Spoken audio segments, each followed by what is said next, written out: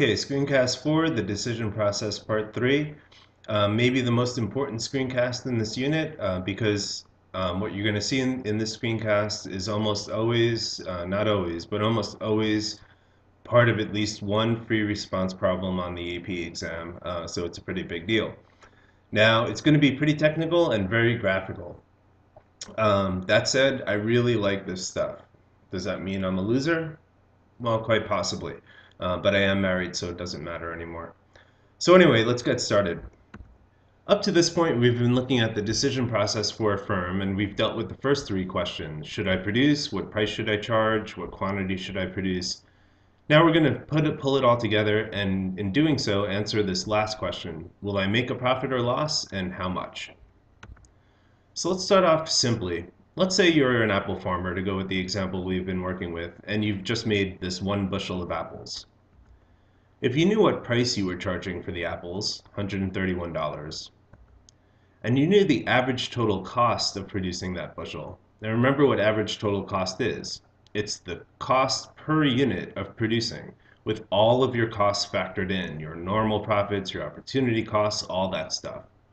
So all those costs factored in cost you $100 to produce that bushel of apples. Well, in that case, you would make a profit of $31. In other words, we can calculate profit by taking the price per unit and subtracting average total cost. If you were to sell 9 bushels under the same scenario, you would simply make 9 times $31 or $279, and etc. Alright, so our first little formula for this unit, or for the screencast, your profit or loss per unit is equal to price minus average total average total cost. Or in our example, if the price is $131, and let's say average total cost was $100, the profit per unit would be $31. If you wanted to figure out the total profit or loss that you're making, you can take your profit or loss per unit and simply multiply that times the quantity that you sell. So again, if we were to sell 9 bushels of apples and we're making a profit per unit of $31 each, we'd make a total profit of $279. So we're going to be comparing price and average total cost to determine whether a firm is making a profit or not. So you'll remember back when we were talking about whether to shut down or not, if you're making an economic profit, you should stay open. You're doing better than anything else in the world you could possibly be doing. And you'll also remember that you'll still stay open even if you're making a loss, as long as you're covering at least part of your fixed costs. So think about the following business. Let's say the price it's charging is $131. Let's say its average total cost was $150. Now you'll remember that average total cost is the combination of your average variable costs and your average fixed costs. So maybe the average variable and fixed costs look like this. Here the firm's making an economic loss. 131, the price, minus average total cost, 150 equals negative $19. But this is a firm that should still stay open because the price that it's charging, $131, pays for all of its variable costs, its workers, etc. Look at the ABC number of 60 bucks. I'm sorry, of 90 bucks. And that price of $131 covers that with enough left over to cover part of its fixed costs too. In other words, it would lose more money if it just shut down than if it had to just pay all of its fixed costs. That's going to lead to a series of rules for us. And I'll go through them once, but I'm going to bring them back as we go throughout this screencast. So if your price is greater than average total cost, you're making an economic profit. You're collecting more than it costs you to produce that unit. If we find that price is exactly equal to average total cost, that would mean that the firm is breaking even. It's making an economic profit of 0, or another way of saying that is that it's only making a normal profit. It's covering its costs and no more. If we find that price is less than average total cost, it's going to be losing money.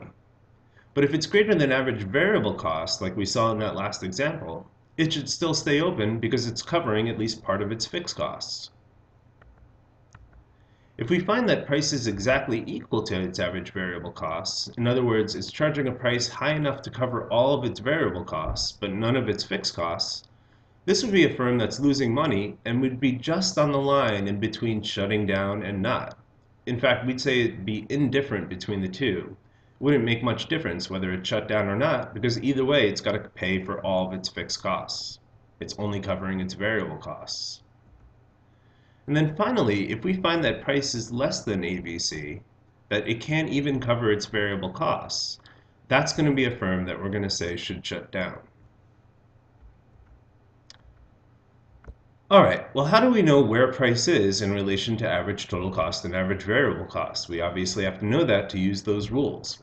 And again, that's where this graph comes in, and that's why we spent so much time working on and constructing this graph in the last unit, because this graph has the average total cost and the average variable cost curves in it.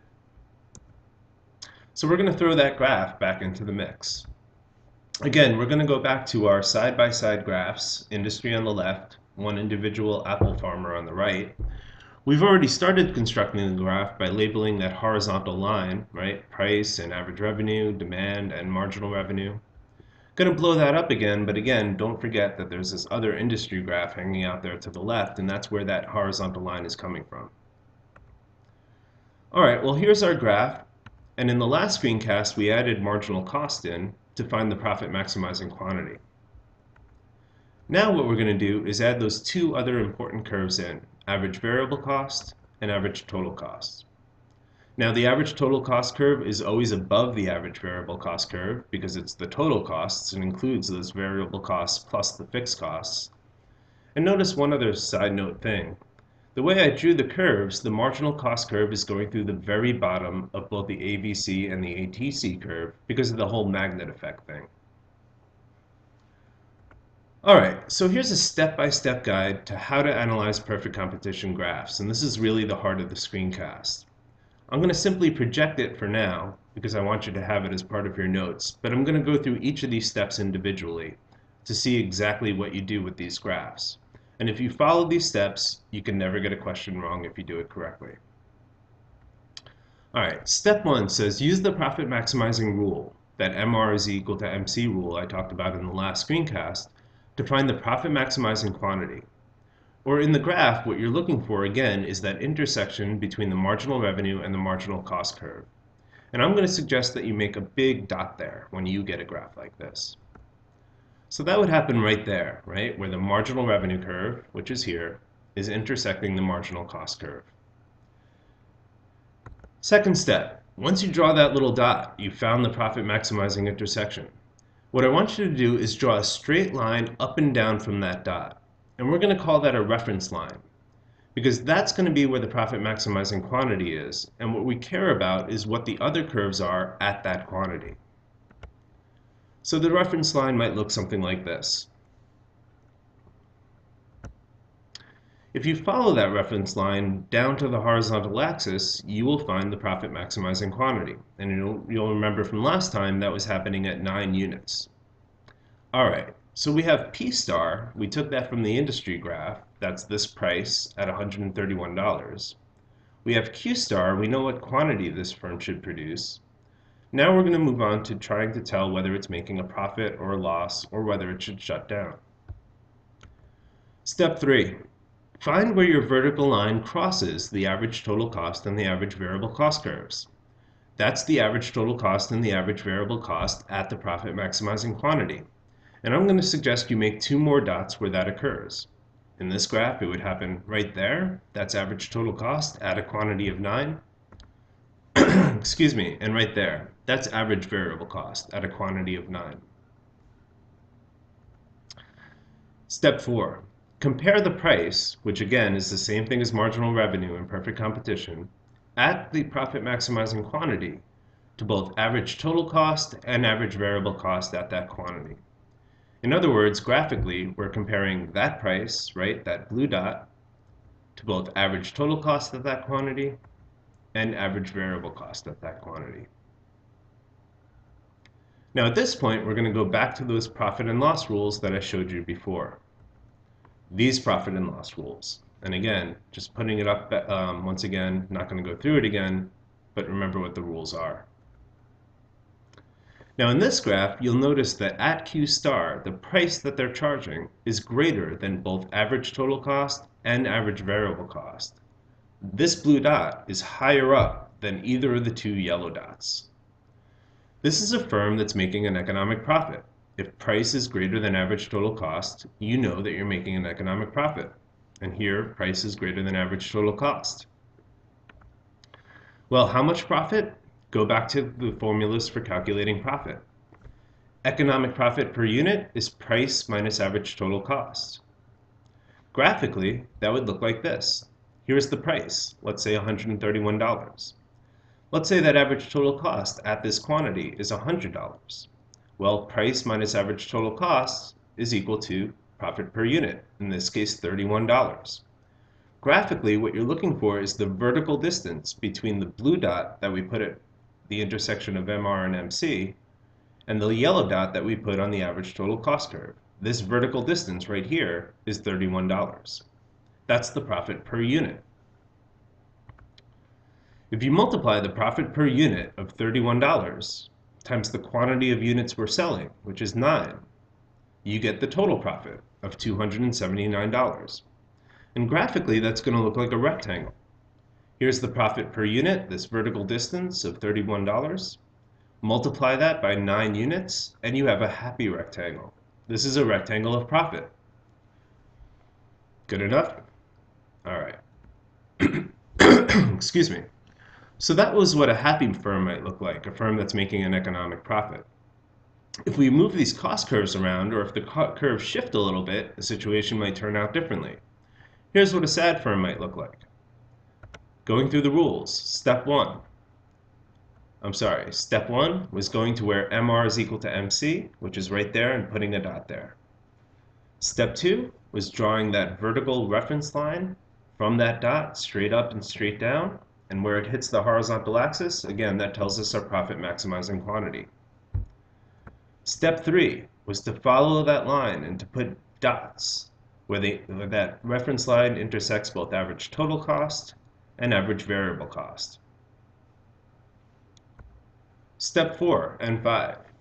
Compare that price to both average total cost and average variable cost. Here you'll notice that it's in between the two. Price is less than average total cost, so I know it's making a loss. But it's greater than average variable cost, which means that it's covering part of its fixed costs. This firm is one of those firms that should keep on operating even though it's making a loss. Now, just like we did with economic profit, we can find the amount of that loss. The formula for profit or loss per unit is price minus average total cost. Well, here's the price, $131. The average total cost in this graph is happening at $161. So they're charging $131 for their product, but it's costing them $161 for each unit that they make. They're obviously making a loss. The difference between the two, this vertical line right there, is their loss per unit. In this example, that would be $30 loss.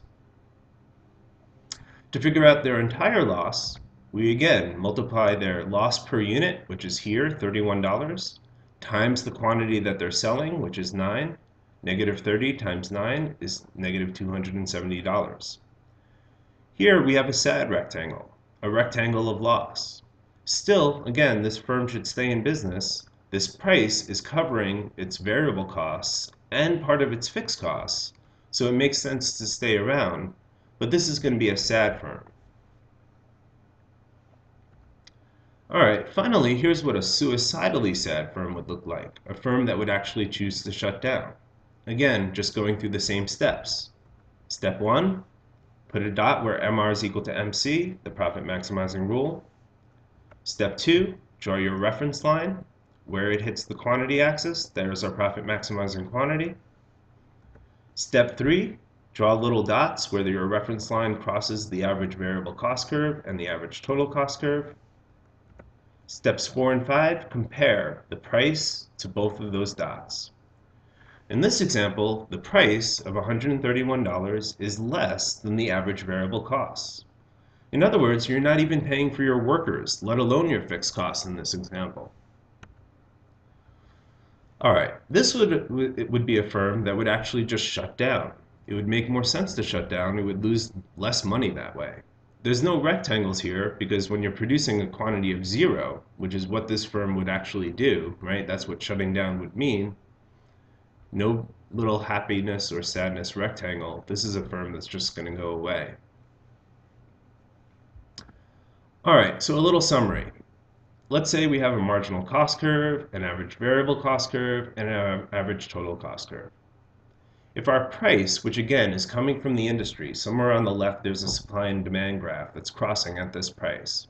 If price, which is equal to marginal revenue, crosses the marginal cost curve below average variable cost and average total cost, that's a firm that would shut down. If price instead were to cross the marginal cost curve and be exactly equal to average variable cost, we call this the shutdown point. In other words, any price below this price, the firm would just shut down. Here, it would be perfectly indifferent between shutting down or not. If price is in between average total cost and average variable cost, that's the sad firm that's going to stick around. If price is exactly equal to average total cost at the profit maximizing quantity, that's a firm that's breaking even, or in other words, just making a normal profit. And finally, if price is greater than average total cost at the profit maximizing quantity, that's a firm that's making an economic profit. That's a happy firm.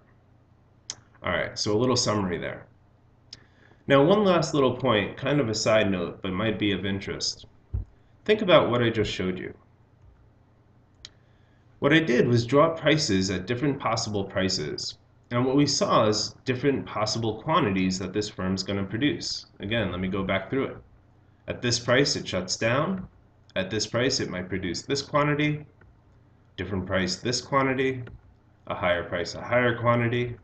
An even higher price, an even higher quantity. What I'm seeing is a series of possible prices and a corresponding series of quantities that this firm's going to produce. And that should sound familiar to you. In fact, if we get rid of this part of the marginal cost curve, the part of the marginal cost curve that the firm would always shut down on, remember that those marginal cost numbers, if they were to cross down here, the firm just shuts down. If we were to get rid of any of these points, the points below the bottom of below the ABC, what we're left with is a curve that looks like this, which is actually just the firm's supply curve. In fact, when we were drawing supply curves, really what we were drawing is marginal cost curves with the bottom cut off, the part that the firm never operates on. And this might actually help to explain why we shifted the curves the way we did, why I said an increase in supply is a move to the right and a decrease in supply is a move to the left. Because really what I was saying is that the costs were changing. If it became harder or more expensive for a business to operate, you'll remember what that meant is that the supply curve would shift to the left.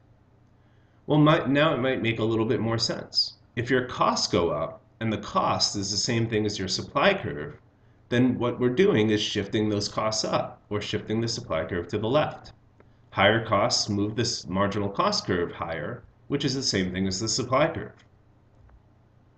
If it became easier or cheaper to produce, if costs were lower, we saw the supply curve shift to the right. Really what I was saying is that the costs were dropping.